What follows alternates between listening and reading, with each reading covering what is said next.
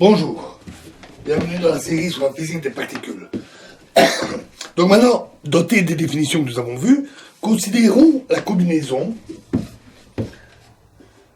d' moins 1 sur 2 pi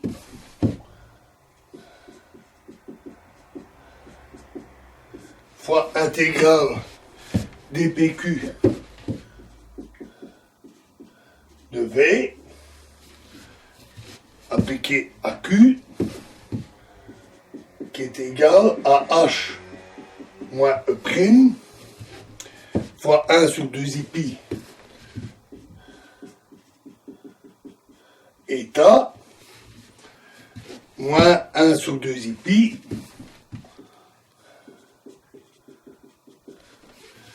intégrale de dp0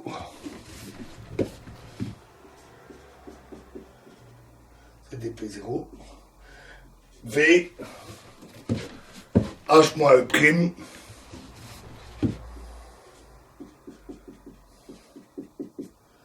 fois 1 sur 2 pi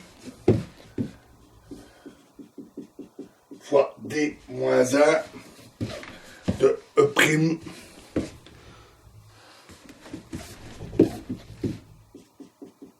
eta.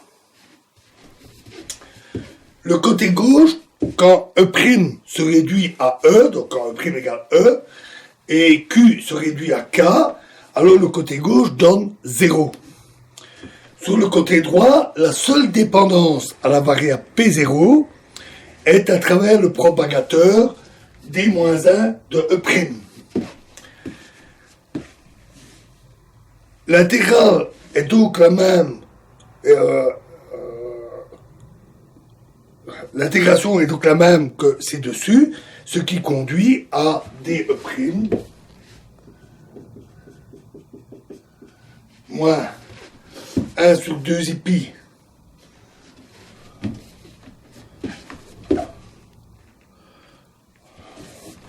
j'ai peut-être le tout réécrire.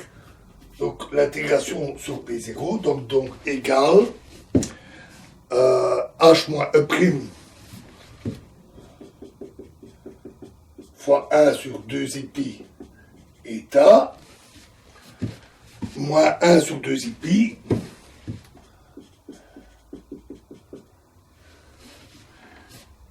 V fois lambda plus plus moins lambda moins moins fois eta qui est donc égal à moins 1 sur 2 pi fois E' moins E eta.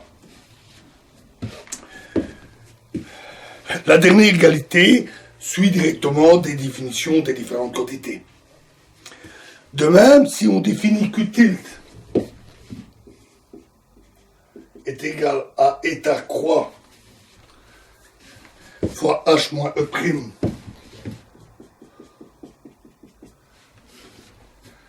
fois 1 sur 2 pi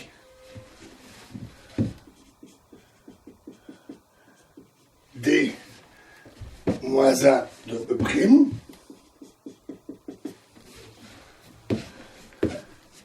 l'herméticité, le fait que H et V soient hermétiques, conduit alors à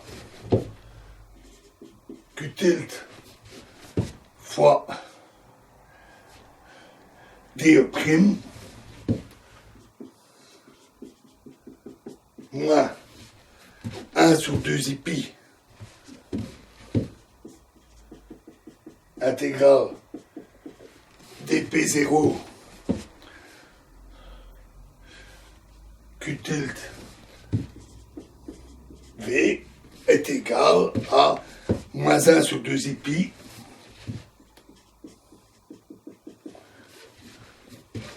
fois eta' E' moins E.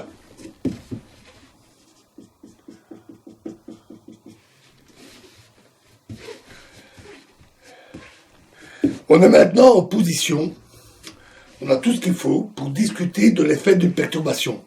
Donc on va ajouter, ça c'est toujours pour le cas des interactions instantanées de Coulomb, et on va ajouter la perturbation delta V est égal à gamma 1, 0, gamma 2, 0, fois VB plus VA. Donc le potentiel restant pour la partie retardée et la partie annihilation. Donc on ajoute ça à l'interaction de Coulomb instantanée. La nouvelle fonction d'onde, K', et l'énergie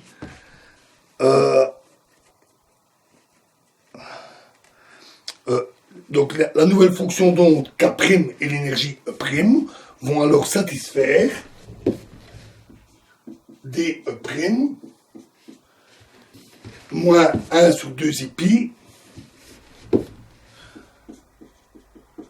fois intégrale dp0 V moins delta V K' égale 0. On multiplie cette équation à gauche par Q tilde, qui a été définie comme ci-dessous plus précédemment, par rapport à E', et on intègre sur P.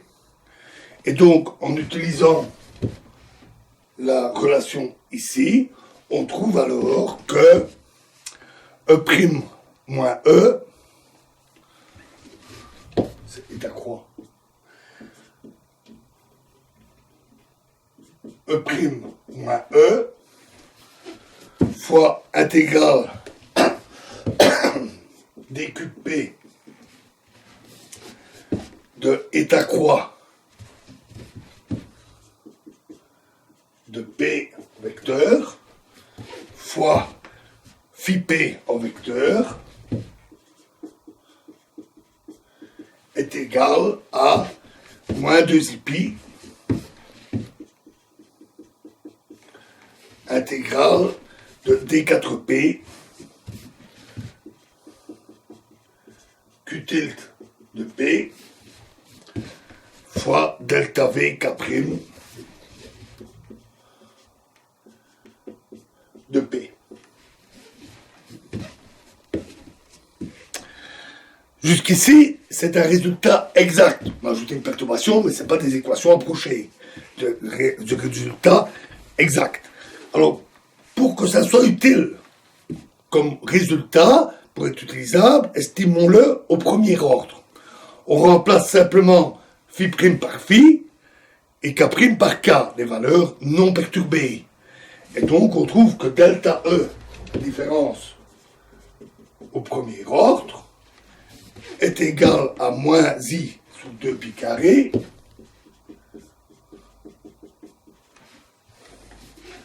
fois intégrale D4P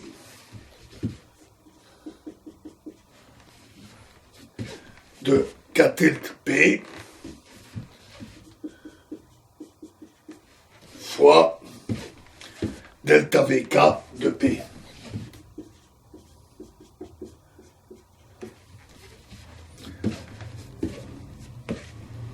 Ceci est correct pourvu qu'on utilise la normalisation que l'intégrale dQp sur 2 pi cube de état carré P fois phi de P qui est égal à l'intégrale de dQp sur 2 pi cube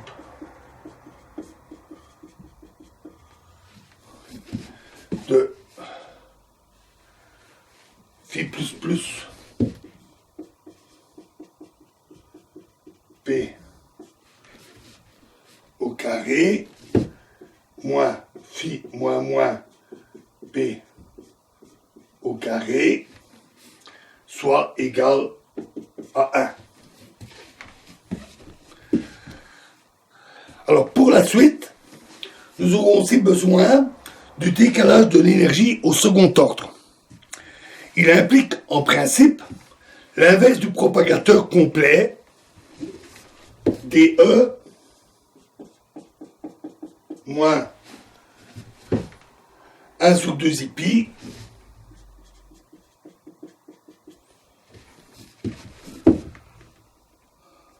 fois dp0 intégrale dp0v moins 1. Donc en principe, on a besoin de ça. Pour nos besoins, il sera suffisant de se contenter du propagateur libre à 2 particules. Et donc, on trouve alors que delta E au second ordre est égal à moins 1 sur 2 pi carré fois l'intégrale de d4p fois k tilde delta v de p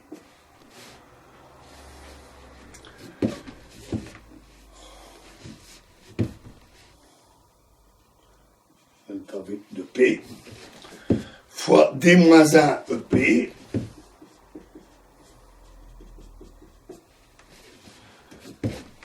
fois delta v k de p.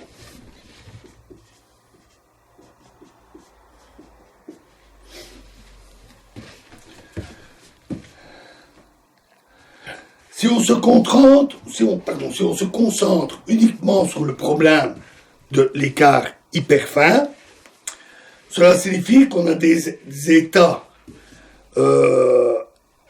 n-1 à symétrie sphérique. Avec une solution assez précise des équations non perturbées, on peut maintenant calculer le décalage. À l'ordre le plus bas, il sera fait de 2 contributions dues aux 2 perturbations ajoutées. Delta EB 1 est égal à alpha sur pi de pi 4, alpha sur pi de pi 4, fois l'intégrale d4p d4p',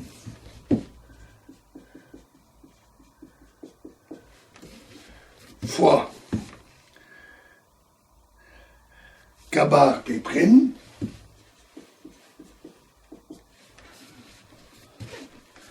où on définit k bar comme étant gamma 1, 0, gamma 2, 0, fois k tilde. K tilde, gamma 1, pardon, c'est k tilde, c'est pas commutatif. C'est k tilde, k bar, c'est k tilde fois gamma 1, 0, gamma 2, 0. Donc, fois k bar p' fois gamma mu c. Excusez-moi, je vais trop vite. K bar p' fois 1 sur p' moins p au carré fois gamma 1, 0, gamma 2, 0 fois p0 moins p'0 au carré divisé par p moins p' vecteur au carré moins gamma 1, gamma 2 fois K de P. Et l'autre contribution, EA1, est égale alors à moins alpha sur pi de pi 4, de pi 4, fois 1 sur 4m carré,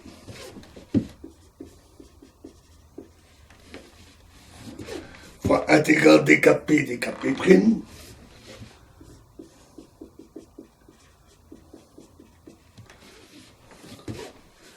fois la trace de k bar p' fois gamma mu c fois la trace de c gamma mu Kp. Voilà, alors avec ça, on va pouvoir progresser dans le calcul et c'est ce que nous verrons dans la prochaine vidéo. Je vous remercie.